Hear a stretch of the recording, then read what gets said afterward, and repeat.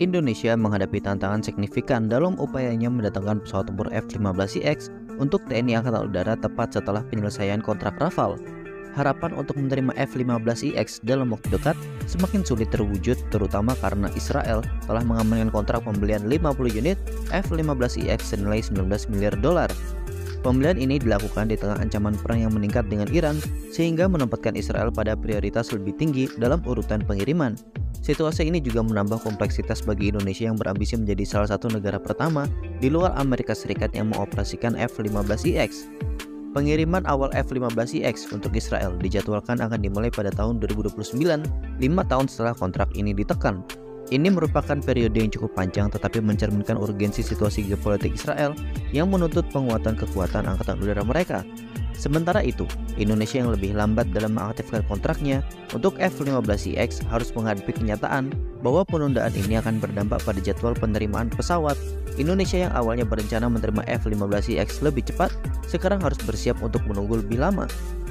Lambatnya proses pengaktifan kontrak oleh Indonesia menjadi salah satu faktor utama yang menyebabkan mundurnya target penerimaan F-15IX.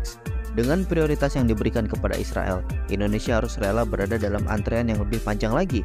Kondisi ini tidak hanya mengubah timeline penerimaan F-15IX untuk Indonesia, tetapi juga menempatkan negara tersebut dalam posisi yang kurang menguntungkan dibandingkan dengan Israel yang lebih cepat mengambil keputusan dalam pengadaan alutsista strategis.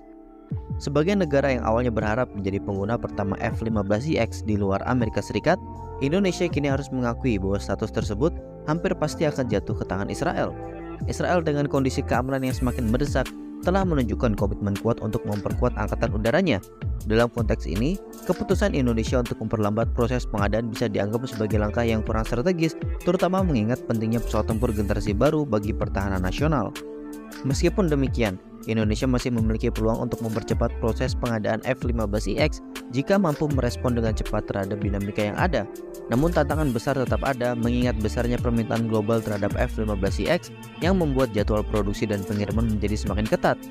Indonesia perlu mengambil langkah proaktif untuk memastikan bahwa kebutuhan pertahanan udara tetap terpenuhi meskipun adanya dengan keterlambatan ini.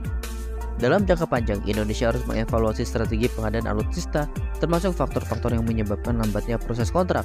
Hal ini penting untuk memastikan bahwa kebutuhan strategis nasional dapat dipenuhi tepat waktu. Di tengah dinamika geopolitik yang semakin kompleks, kecepatan dalam pengambilan keputusan menjadi kunci untuk menjaga keunggulan pertahanan nasional. Indonesia dengan tantangan yang ada perlu menyesuaikan diri dengan realitas global yang terus berubah. Nah, bagaimana menurut kalian mengenai kabar ini? Sampaikan komentar kalian di bawah.